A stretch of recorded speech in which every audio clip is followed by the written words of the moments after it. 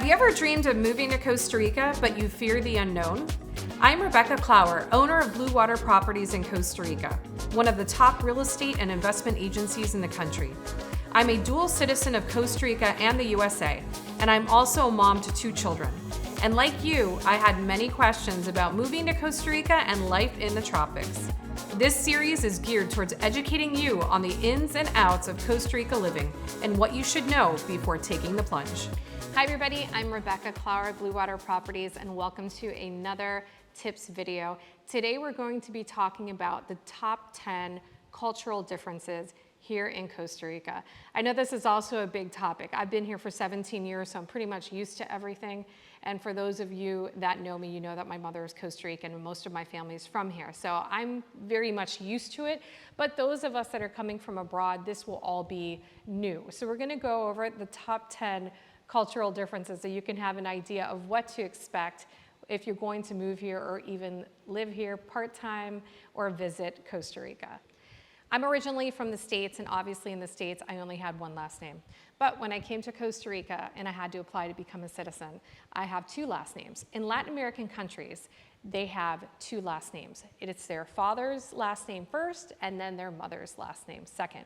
So on my Costa Rican ID card, which is called a cédula, I'm actually Rebecca Lynn Savitsky Vargas because it's my dad's last name and my mom's last name. And even if you're married and you have your old, your married name, you're gonna have another line on your Costa Rican ID, which is CC. It's basically like AKA, also known as, and I show up as Rebecca Clower to make it even more confusing to people. So just understand, in Costa Rica, we have a lot of last names. So the number 2 is we're going to talk about holidays. I feel like we have a ton of holidays in Costa Rica, more so than in the States.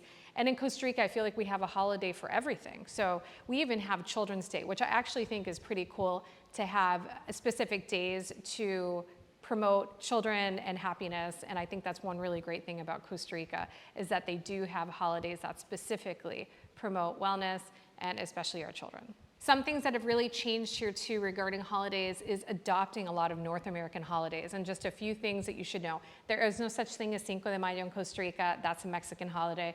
In addition, Halloween, it's not really a thing here. Halloween is not a holiday here, but since we have so much North American influence, Halloween has become increasingly popular over the years. So there's definitely a lot of celebrations, especially if you live in and around areas of expats, and the Ticos have really gotten into celebrating Halloween here in Costa Rica.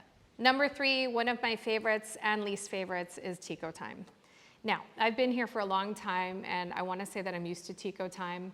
I'm definitely type A personality, but at the end of the day, you have to get used to Tico Time a little bit. People say, I'll be there soon, and they're here like 3 hours later. Those are things that you're just gonna have to get used to, or it's gonna drive you a little bit crazy.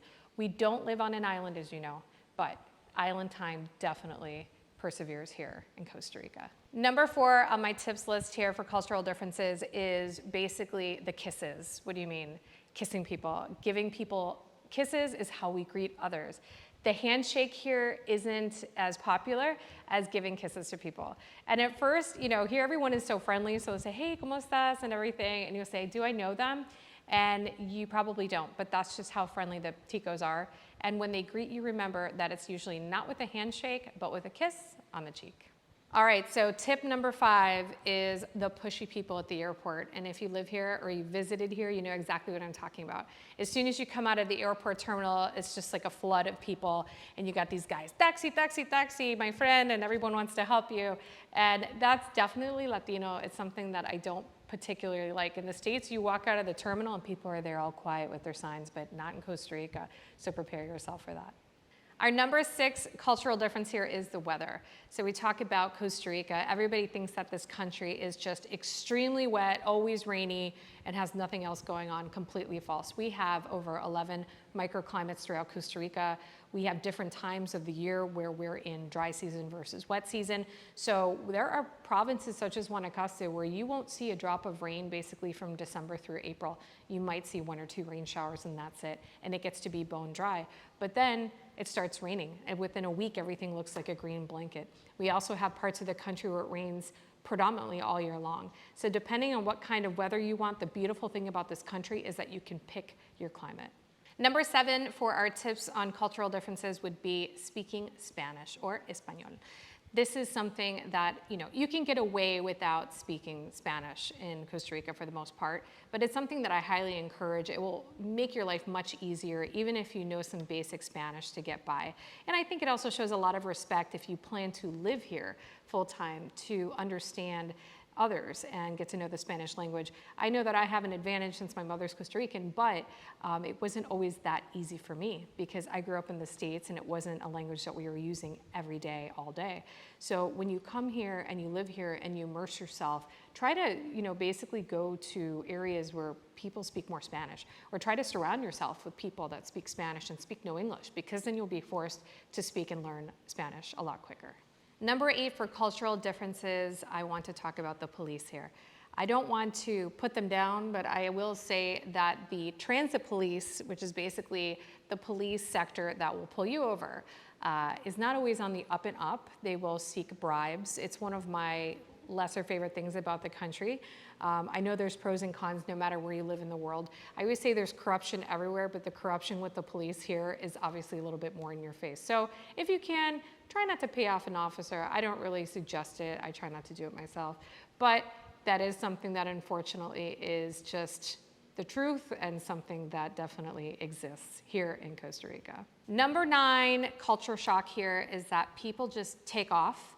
It may not necessarily be a holiday. Government offices might shut down, and you say, why do government offices shut down? Let me give you the story of when it took me 3 days to get my license. So I went on a Friday and basically, no, sorry, it was a Thursday to get my license. I got there and I finally got up, after an hour and a half or so, finally got to where they take your photo and they said, oh, I'm sorry, the camera's broken. Great, the camera's broken. Okay, fine. I'll come back tomorrow even though it's an hour drive. So back, I drive an hour, come back on Friday. I get there and it's closed, but it's not a holiday. So I thought, well, what's going on today that it's closed on a Friday? Oh, it's the fiestas in Liberia, but of course. So we're just gonna shut down government offices because they have the bull riding and the fiestas, and everybody's gonna take a day off, even though it's a working day.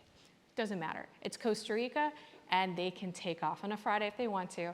Where else in the world do they do that? I kind of think it's great, but at the same time, I'm like, hey, how about if you give a heads up? So I finally come back on Monday. Monday, I got my license. Took me 3 days to get my license. Pura vida. That is the fact and the things that happen here in Costa Rica. Number 10 on our list will be the food. That is a culture shock for a lot. The great news is you can get basically any food that you want from anywhere in the world now. That wasn't the case even 10 years ago.